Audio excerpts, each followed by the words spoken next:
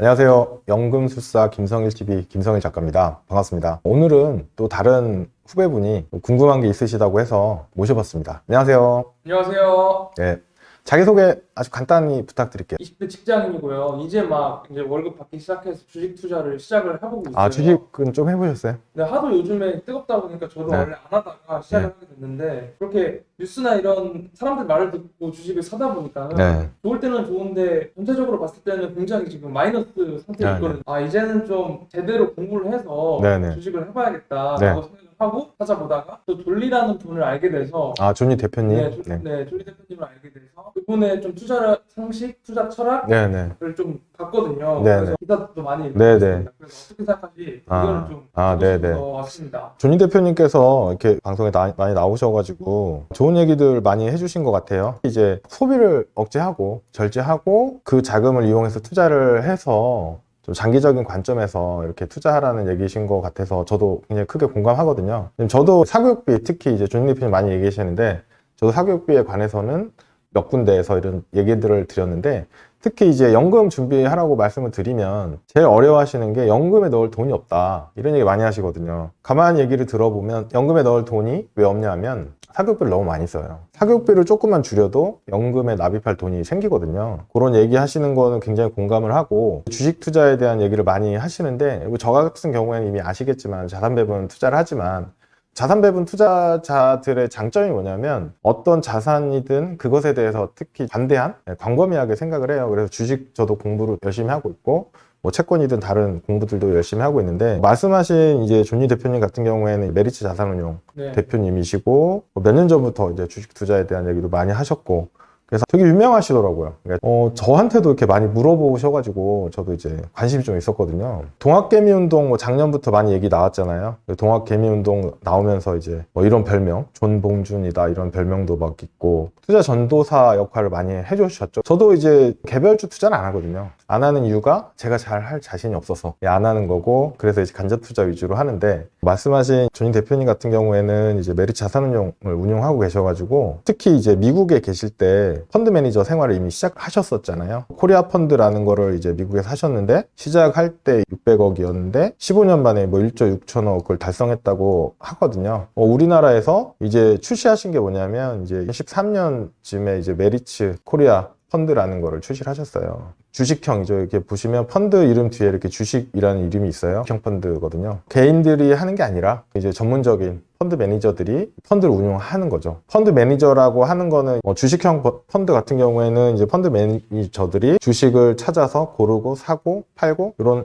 행동들을 하면서 이제 운용을 하게 되는데 이렇게 펀드 이름은 증권 투자 신탁 이렇게 들어가요. 1호면 첫 번째 나왔다는 거고 이게 아마 2013년 7월에 나왔을 거예요. 그래서 그 펀드를 가지고 존니 대표님이 운용하는 메리츠 자산운용의 대표 펀드의 성과는 어땠을까? 저도 궁금해서 찾아봤어요.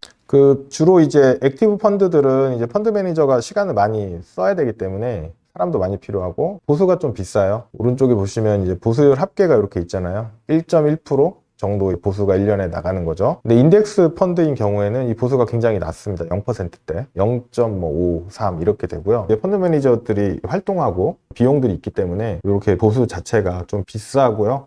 다른 액티브 펀드들하고 비슷한 수준인 것 같아요. 보통 1에서 2% 사이에 있거든요. 이거는 이제 펀드의 성과에 상관없이 펀드를 운영하기 위해서 들어가는 거기 때문에 지급이 되는 보수입니다. 보수 얘기 나온 김에 말씀을 드리면 여기 운용 보수가 이 운용사에서 가져가는 비용이고요. 판매 보수는 이 펀드를 판매한 회사에서 가져가는 거예요. 생각 0.4% 정도 되죠.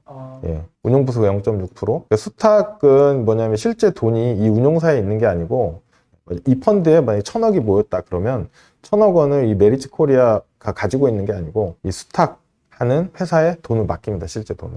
그 운용 지시만 하는 거고 그 수탁하는 곳에서 0.02% 그리고 사무관리라는 비용이 또 0.018 가장 큰 게 운용 보수하고 판매 보수죠. 이 펀드를 가지고 성과를 한번 제가 비교해 봤어요. 성과를 비교할 때 이제 주식형, 국내 주식형 같은 경우에는 코스피 200 인덱스가 가장 벤치마크로 많이 사용되거든요. 비교 지수로. 왼쪽에 이제 메리츠 코리아고 여기는 모 자산운용사의 코스피 200 인덱스라는 이제 펀드가 있어서 그걸 가지고 비교를 했습니다. 수익률은 연 단위로 환산했을 때 메리츠 코리아가 8.5%, 그 다음에 인덱스가 8.8%. 이게 좀 더 높죠. 이제 낙폭이 코스피가 28%인데 여기가 이제 38% 나오거든요. 이제 안 좋은 시기가 있었다 이렇게 볼 수 있는 거거든요. 손실 최장 기간이라는 게 있어요. 그러니까 한번 내가 정말 운이 없게 고점에 펀드를 샀어요. 하락이 몇 달 동안 지속되느냐를 이제 계산한 거예요. 손실 최장 기간이 이제 코스피 인덱스 같은 경우에는 33개월이었어요. 메리츠 코리아 같은 경우에는 63개월. 2배 이상 기간이 고통스러웠을 것이다. 이렇게 볼 수 있는 거고요. 샤프 비율이라는 것은 위험 대비 성과를 표시하는 건데 성과가 아무리 좋더라도 위험이 큰 거는 이제 스트레스를 많이 주기 때문에 그런 관점에서 보는 건데 이게 0.49 그리고 코스피가 0.55 이렇게 나오네요. 실제 이제 그래프를 한번 보면서 얘기해 보면 좋을 것 같아요. 파란 선이 메리츠 코리아 펀드입니다. 빨간 선이 코스피 200 인덱스예요. 보시면 메리츠 코리아 같은 경우에는 이때가 이제 가장 좋았죠. 가장 높았죠.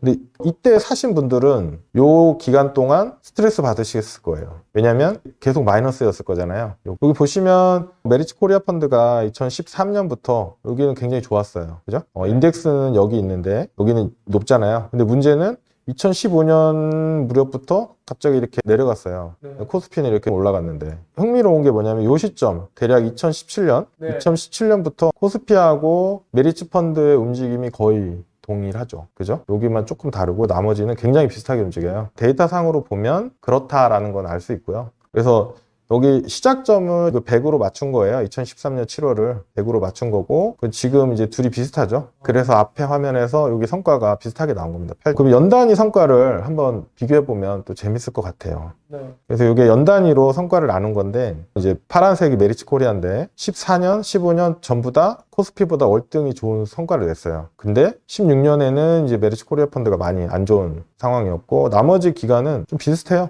비슷하고 이거는 존니 대표님의 코리아 펀드에서 코스피 펀드의 그 성과를 뺀 거예요. 그러면 14년도에는 21%나 더 좋았고요. 존니 대표님의 펀드가 15년도에도 그랬는데 16년도에는 31%더 나쁜 성과. 그 다음에 마이너스 10%, 3%, 뭐 이렇게 비슷비슷하게 이제 움직이는 것 같아요. 그 다음부터는 이런 식으로 움직였다는 걸 알 수 있어요. 그리고 숫자로 보면 아까 본 그래프를 숫자로 표시한 건데 14, 15년에는 이렇게 좋은 성과를 냈고 16년에 좀 많이 안 좋았고 그 다음에 최근 몇 년 동안은 이제 코스피랑 비슷한 성과를 냈다 이렇게 보이네요. 뭐 현재는 상황이 이렇더라 이 정도까지 알 수 있을 것 같고요.